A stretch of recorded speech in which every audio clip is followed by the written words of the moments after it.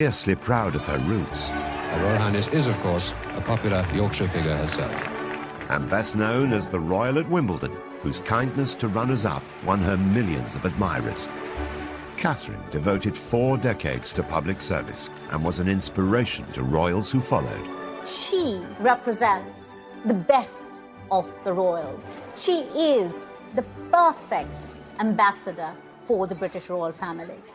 After marrying into the family 60 years ago, I, Katharine Lucy Mary, take thee, Edward. royal life has come at a cost. From those who doubted she was good enough, There was a lot of opposition to the marriage at first. to a strained early married life. Katharine was effectively an army wife, and I think that meant quite long spells away from her husband. And with events that led to depression, which nearly ended the marriage. I'm told that Katharine had thought about seeking a divorce. This was a lady who'd been put through the ringer. Katharine withdrew from public duties and shunned her royal title. The fact that she stepped back without making a big song and dance about it, she's a bit of a royal pioneer. She's challenged royal convention throughout her marriage, from converting to Catholicism to taking on a secret new role. I learnt more from these children than I ever taught them. Beloved by the public and the good causes she supports, how has Katharine succeeded where so many royals have failed? At an age when most people would be forgiven for putting their feet up, she just keeps going on.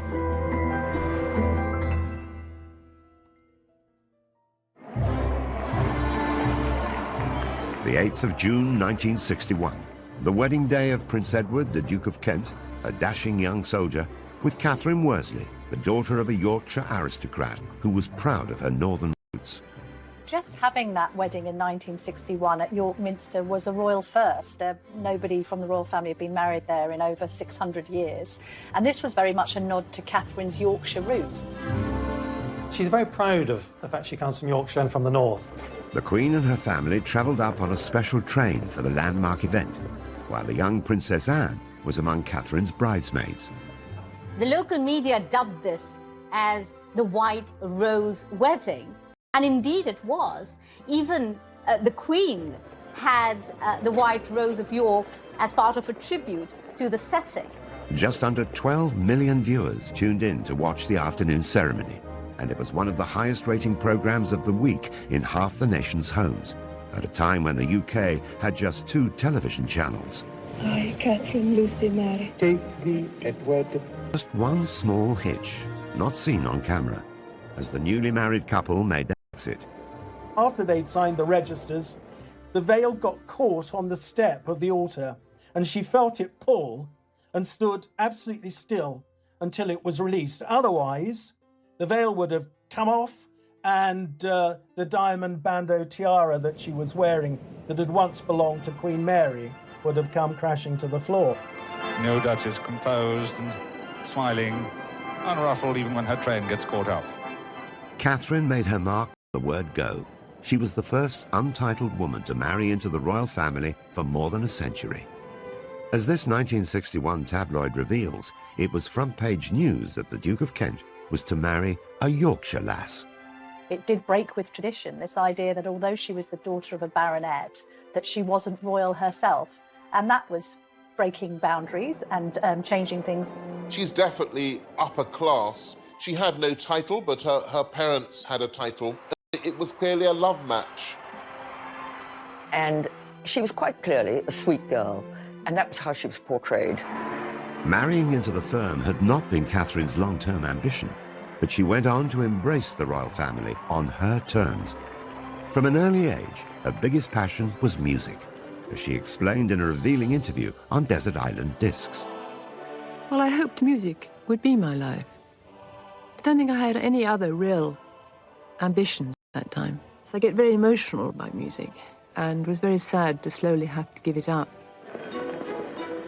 The story of the aspiring music teacher who put her career on hold to be a royal began on the 22nd of February 1933. She was born Catherine Worsley at Hovingham Hall near York. Her father was Sir William Worsley, 4th Baronet. The Worsley family have owned the estate for more than 400 years and remain there to this day.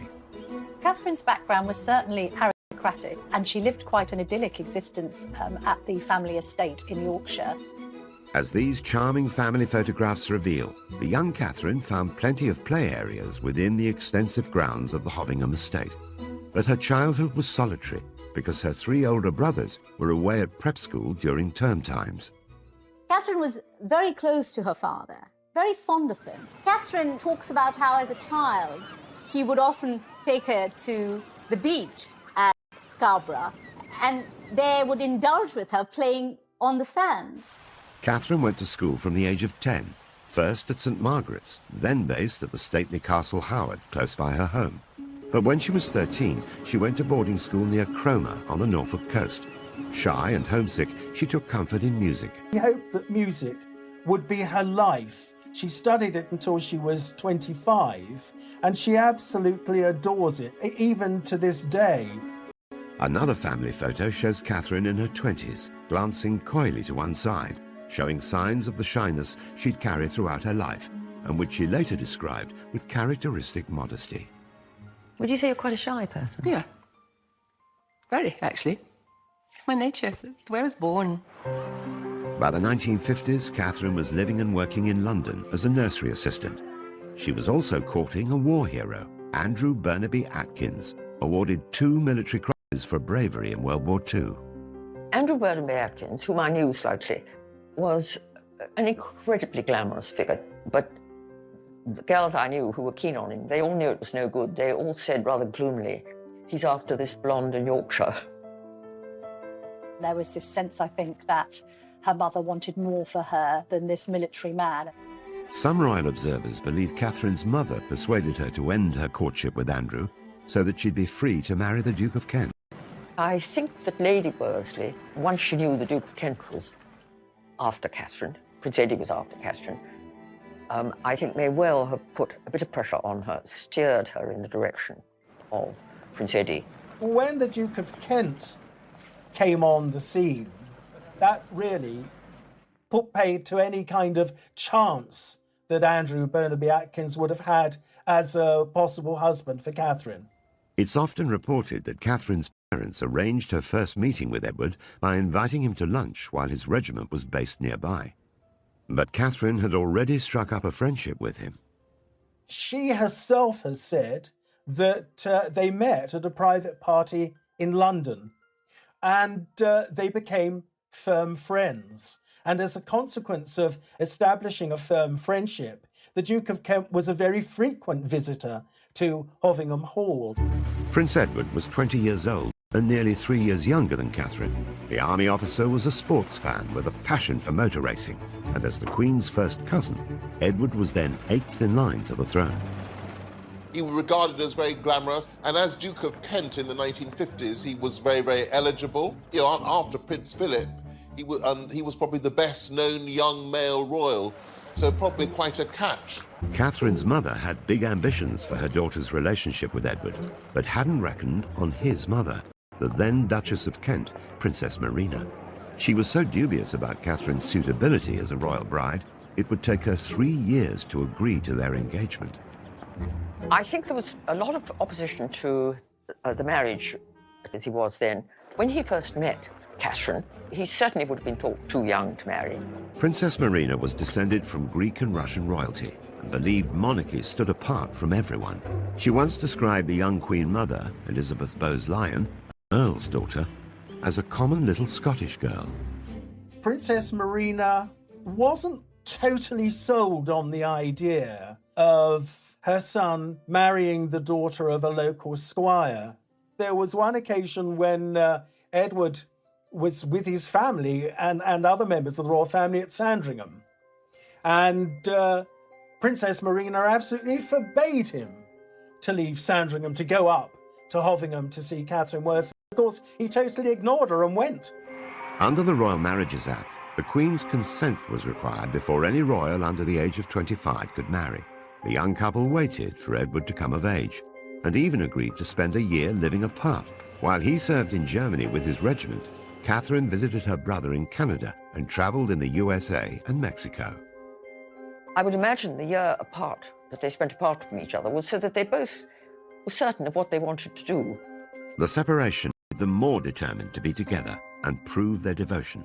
In a frank radio interview years later, Katharine acknowledged that they made a wise decision.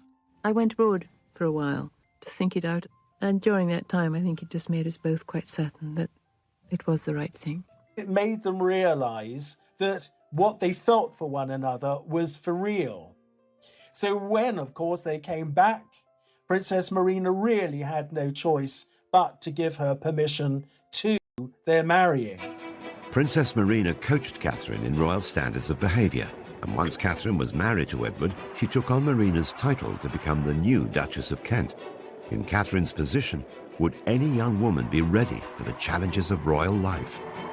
Marina had a very, very high profile in the family as the Duchess of Kent. I think to be the new Duchess of Kent, that's a difficult role. So you're a woman of 28 who's married into the royal family, given up your independence. You've got possibly an overbearing mother-in-law, and you've got an extensive programme of royal duties as well as being a military wife. I think this is a lot to take on all at once. As Duchess of Kent, Katharine's taxing royal schedule lay ahead of her, but her love of music would never go away and would lead to a secret second life. Katharine, being Katharine, said, well, let me come in and do a singing lesson for you with your class, and I'll just come and help you.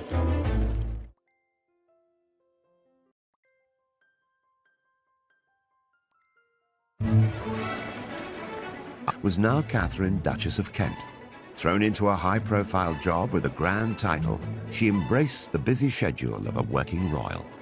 I think it's important to realise the Duke and Duchess of Kent were very senior royals. Katharine, along with Margot, the leading female royal of that generation, so she was a bit of a star of the show. In the early years of their marriage, the Duke and Duchess of Kent were a great support to the Queen, at a time when her own children were too young to take on duties of their own. So as well as attending major royal events like Trooping the Colour or the state opening of Parliament, they were also asked to go on royal tours. The Kents represented the Queen overseas many times. One of their earliest visits was to Uganda in 1962 to mark the country's independence from British colonial rule.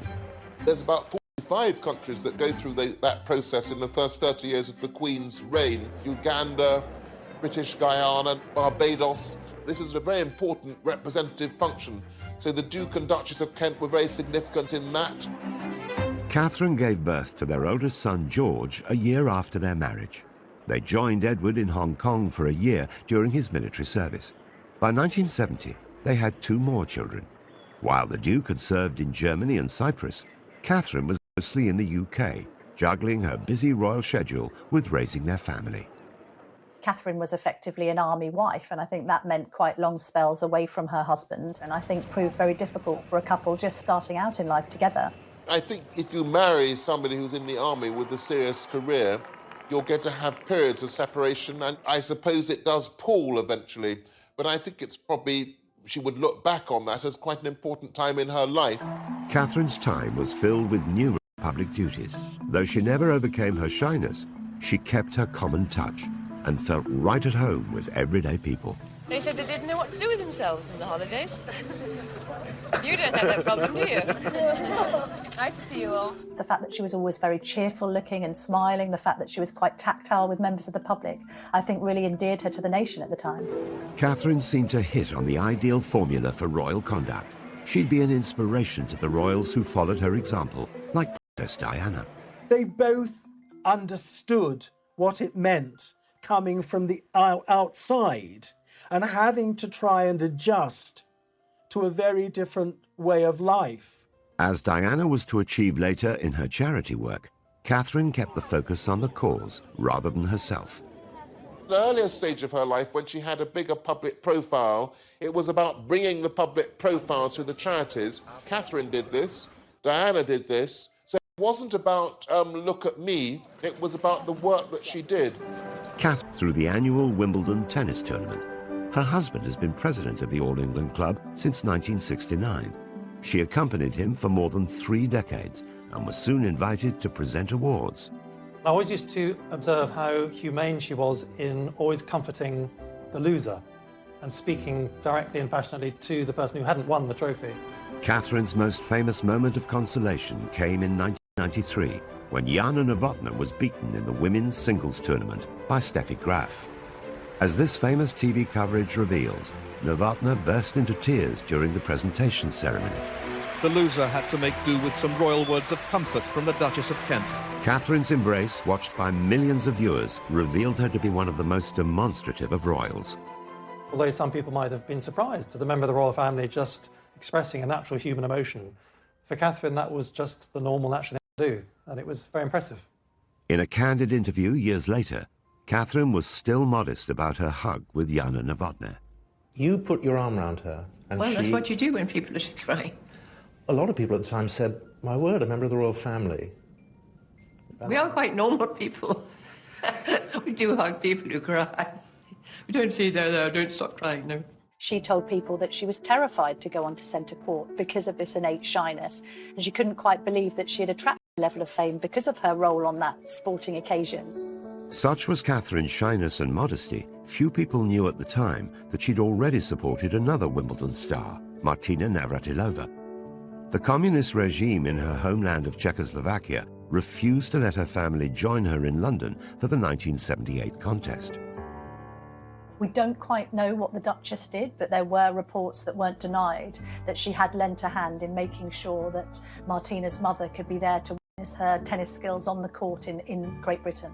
What are your impressions now of this country and of this tournament so far? It's very nice here, but I'm very glad to see my daughter. Catherine stopped presenting trophies in 2001. There were also reports of her being displeased with the club after they reprimanded her for trying to bring a non-royal visitor into the royal box. In fact, she was trying to give a treat to the son of a London head teacher, Philip Lawrence, who'd been killed outside his school in a street attack that shocked the nation. Pupils and colleagues gathered today at the Roman Catholic school in London's Maida Vale and paid tribute to their head teacher, who was married with 4 children. Catherine became very friendly with Philip's widow and also with Philip's son, and she tried to get the son into the royal box and got a rather curt note saying it's not appropriate to have non-royal children in the royal box. And continued to attend for years and years after that, but just in the stands with everybody else because she went along with friends. Catherine has often found herself going against the royal grain. And in 1993, a chance encounter would lead to a new secret life, and one that would finally allow her to share her love of music. She had met one of the classroom teachers from the Wansbeck Primary School, and this teacher was explaining to her how nervous the teacher was about teaching music. So Catherine, being Catherine, said, well, let me come in and do a singing lesson for you with your class, and I'll just come and help you. And so, for the next 13 years, Catherine commuted to Hull once a week to teach music in a primary school, and later at schools across the country. As this touching documentary reveals, her rapport with children is instant. What's your favourite pop group? Black Eyed Peas. Is it? What's yours? I like blue. You like blue? I think everybody likes blue. Westlife? Yeah. Everybody says that now. Catherine only brought cameras into schools when music education needed attention. Until then, she taught in secret, relying on staff discretion and using the name Mrs. Kent. Nicholas Robinson, her friend and a former head teacher, watched her at work. We travelled up on the train from King's Cross. She was in her tracksuit and trainers. And what really struck me was at the end of the 50 minutes, when she said, right, my children, it's time to finish. We've come to the end of our singing lesson. They all started saying, oh no, miss, please, can we sing that last song again? From my experience of singing, to have children saying, please, can we have another song after 50 minutes, was just really striking. One of the books I read, called Rhinoceros in the Classroom, said something very true, which is that a classroom is a room full of learners. I learnt more from these children than I ever taught them. She did it with the Queen's blessing, because I think both women understood that this is where Catherine's passion lay, and it wasn't going to interfere with any affairs of state or indeed family matters. The Queen has been so grateful for Catherine's contribution to the royal family, she gave her a special award. Catherine was given the Dame Grand Cross of the Victorian Order, which is in the monarch's personal gift. So I think the Queen has been quite close to Catherine and has been very keen to thank her for her service to the royal family through the decades. But Catherine was to pay a heavy price for her constant devotion to duty. The impact of these traumatic events meant that Catherine spiraled into very serious depression.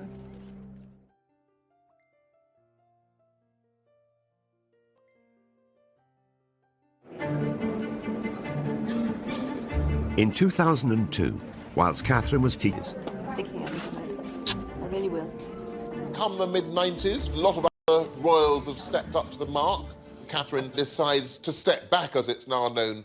She doesn't make a big announcement and sing-song about it. By announcing that you're stepping back from something, you draw attention to yourself. So I think that what she did was much more dignified. Aged 69, after more than 40 years of loyal public service and now a career as a music teacher, Catherine's decision was fully supported by the royals. But she went a step further in her diversion from the royal path. Catherine did not want to use the title of Royal Highness. And this was Catherine making the point that her royal life was behind her. And therefore, because it was behind her, because she was marching to her own drum now, she didn't need the rank or the title. She wanted to be Catherine. The Duchess revealed this herself in the first interview she gave after giving up her royal title. I don't like being a public figure. I say that very humbly. Why not? It's my nature. It's the way I was born. I like doing things quietly, behind the scenes, achieving things with children. It's the way some of us are built. Catherine had put her longing for privacy to one side in order to fulfill the role she'd taken on. But after 4 decades of royal duty, she found her moment to step away from the spotlight. Oh, lovely. She's not the kind of person who stands on ceremony. So I think asking to be released from that title, HRH, would be simply a genuine desire so that there would be no barriers between what she's trying to do and between her and ordinary people. It was an unusual move for a royal, but the Queen gave Catherine her blessing. It is quite significant to say to the Queen that you want to drop the use of your HRH status. There's quite a strong bond between the two women because they're of a similar age, the Queen 94, Catherine 88. And I think the Queen had admiration for the way that Catherine was quietly going about the business of trying to make life better for others. But the Duchess's desire to step back from royal life led to unfavourable speculation in the media. She was branded a recluse. Catherine opened up about this in her heartfelt chat with Fiona Bruce. What do you make of that? I mind terribly. You mind terribly? I mind terribly. I mind so much because I'm not. I never was. I'm far too busy, Fiona. Teaching is a very full-time job. I travel to Manchester, I travel to Aldeburgh, I travel to London on a regular basis to various things. I look after my family, I cook for my husband. Being a recluse, actually she was secretly teaching at a primary school in Hull, so she was never off the scene, but just perhaps below the radar. The decision to drop her HRH title wasn't the first time she sparked headlines. In 1994, the Duchess caused great controversy when she once again pushed the boundaries of royal protocol, converting to Catholicism. Those close to her say she still retains a genuine affection for the Church of England, but they say she's embarked on what they call a personal spiritual journey. It was very significant, largely, of course, because not since 1701, the Act of Settlement, had a member of the royal family become Catholic. The Duchess arrived for the private ceremony with her husband to the applause of waiting well-wishers. Catherine's decision to ask the Queen to allow her convert was really another example of what a determined woman she was. Despite being head of the Church of England, the Queen approved of Catherine's personal decision, but the move still caused a stir in the press. The media regarded it as quite controversial simply because it had never happened before. And this was at a time when, there'd been a lot of press coverage about the Duchess. Converting to Catholicism was a big step. She would not have done it in any kind of way to upset anyone else. It would have been a private matter for her. It's thought that Catherine had turned to Catholicism following tragic events that she faced as a mother. At the start, family life seemed almost idyllic. In the 1960s, I think it was a very happy family. They had the lovely house of Coppins in Iver, about 15 miles to the west of London, which had been inherited from the Duke and Duchess of Kent, the previous generation. The couple have 3 children. Their eldest child, George, known as the Earl of St Andrews, their middle child, a daughter, Lady Helen Windsor, and their youngest child, Nicholas, Lord Windsor. She seems to have had a desire to have a big family, so they had the 3 children, and it seems that she wanted to have a 4th child. But the years that followed would be some of the worst of her life. Along with losing both of her parents, the dream of having more children ended in tragedy. In 1975, at the age of 42, she became pregnant with her 4th child, but very sadly, she contracted German measles. And of course, German measles in the first trimester can have the most devastating effect. And she had a termination. And I don't think she ever really quite forgave herself for that. But at the time, it seemed absolutely the right thing to do. Although the decision was medically advised, it's said to have plagued Catherine ever since. And small. At 44, she conceived another child, and I think they were both delighted. At birth, after 36 hours struggling to keep him alive, this baby died. And it devastated her. This triggered for Catherine the start of the most terrible period of depression, leading to being admitted to the King Edward VII Hospital. She was there in the hospital for 7 weeks. Catherine had hurled herself back into royal duty, which had serious consequences. Some said it was nervous exhaustion. Others talked about a nervous breakdown. Catherine, by her own admission, was suffering from depression at the time. Catherine later took another groundbreaking step for a royal, publicly opening up about the trauma of losing children and her personal battle with mental health issues. Royals weren't open about their mental health as we're used to them being now, with the likes of Prince William and Prince Harry talking about their Heads Together charitable initiative. Back then, it was unheard of, really, for royals to be that revelatory about their own innermost feelings. Catherine gave very few interviews, and then only on subjects about which she both felt deeply and she felt would be of significance and use to members of the public who might have suffered in the same way.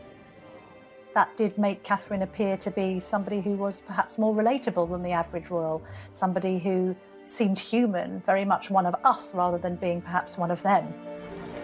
In addition to the loss that the couple suffered, the Duchess also battled health issues for most of her adult life. It was first said that she was suffering from Epstein-Barr virus, then ME, before it seemed to be confirmed that it was celiac disease that she was suffering from. But before, of course, that they'd actually got to that, she had been suffering quite considerably from health problems. None of that was apparent at the time when she was cheerfully giving the prizes at Wimbledon, carrying out a huge programme of public engagements. Despite the toll it took on her health, Catherine remained determined to measure up to royal expectations in a world where duty comes before all else. It epitomizes the essence of this determined woman. You know, she refers to herself as a perfectionist, and she says, I'm a 24-hour person. Since I've known Catherine over the 20 years, she has always worked tirelessly.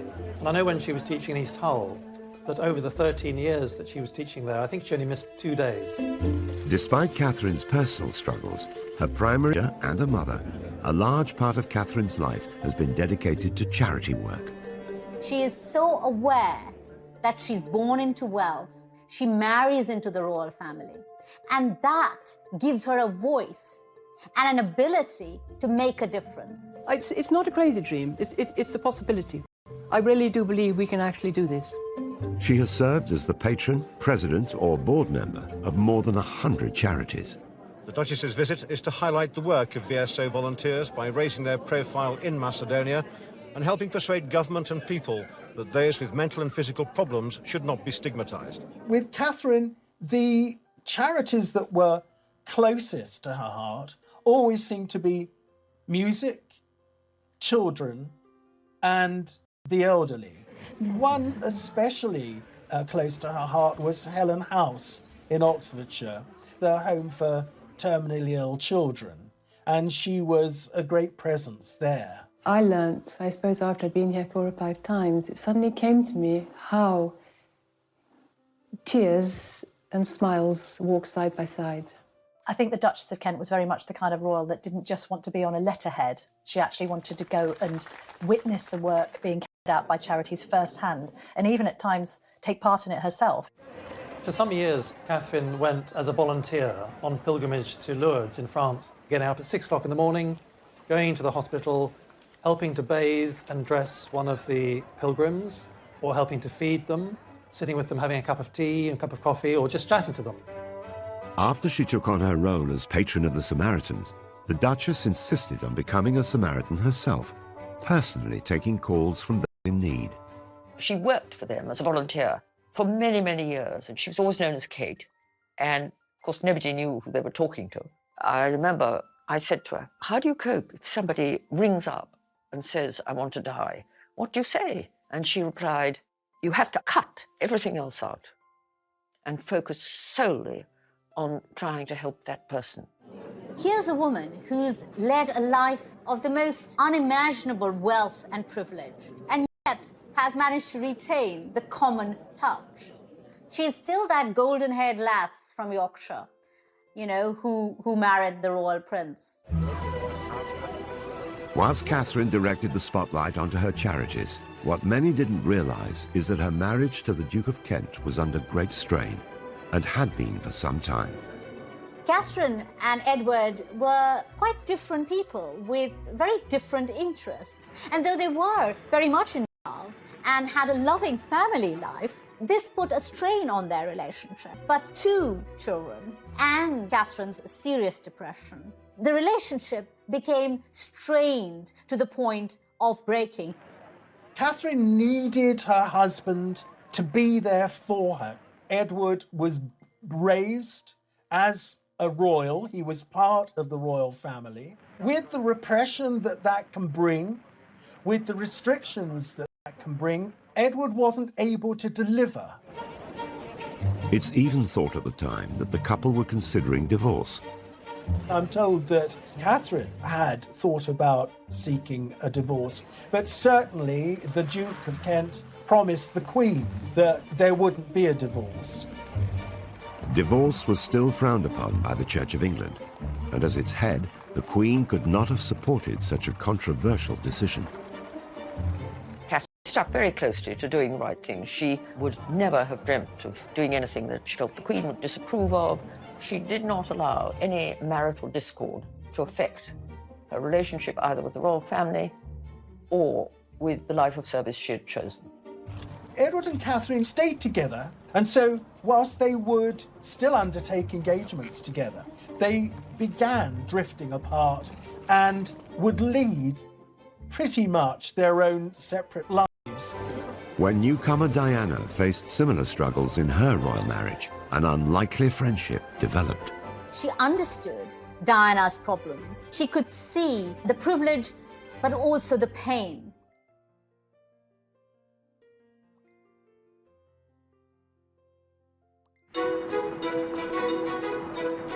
Throughout her royal life, the Duchess of Kent was tested by the unique demands of a royal relationship. Decades later, Princess Diana would experience many of the same struggles. You know, I think she could see a lot of herself in Diana. And later on, when they came to, reside together in Kensington Palace, they became very close friends. She advised Diana at critical moments of her life on how to handle the pressures in her marriage. Despite the age gap of almost 30 years, Catherine and Diana formed a unique friendship that lasted until Diana's death. Catherine and Princess Diana went through a certain number of the same experiences. They both suffered immense grief. They both found themselves isolated at times. They both had to overcome mental difficulties, and they both had that quality of warmth and empathy with people. They were both free spirits, both wanting to respect the Queen and their royal role, but equally... Catherine admitted in a media interview years later that she understood Diana's problems and sympathized with them because she could see the privilege but also the pain. And so I think Catherine did put an arm around Diana and try and help her through some very tough times. Catherine knew too well the rigour of royal life. Now aged 88, with her royal duties and her HRH title behind her, Katharine, Duchess of Kent, seems to be living a life away from royal grandeur. And aside from the weddings of Harry and William, over the last 19 years, Catherine has rarely been seen in public. She's been able to pick and choose the few royal events that she attends, big weddings, occasionally trooping the colour, anything that's special for the Queen, with whom I think she has a close relationship. The Duke and Duchess of Kent are lucky enough to be grandparents to 10 children, so that must be a rather lovely phase in life, that she's able to spend time with the grandchildren. It's often interesting to see royals who are now in their 80s being described as sort of having stepped back from public life. Well, Catherine's still working on her charities, even though she's well beyond retirement age. Even at nearly 90, Catherine is committed to public duty. In 2004, rather than winding down after retiring from royal life, Catherine co-founded a music charity, Future Talent. I know she's patron president of many organisations and charities, but this particular charity is her own vision. It's her baby.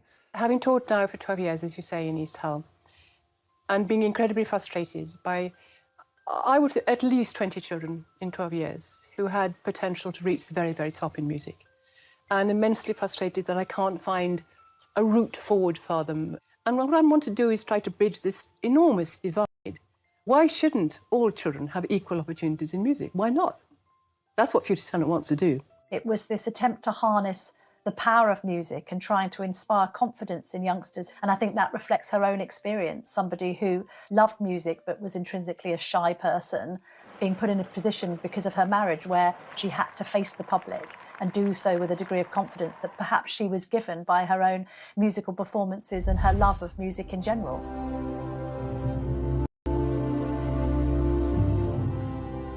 The charity has recruited ambassadors such as Dame Judi Dench and Sting, and Catherine has organised concerts at Buckingham Palace and Windsor Castle for the young musicians.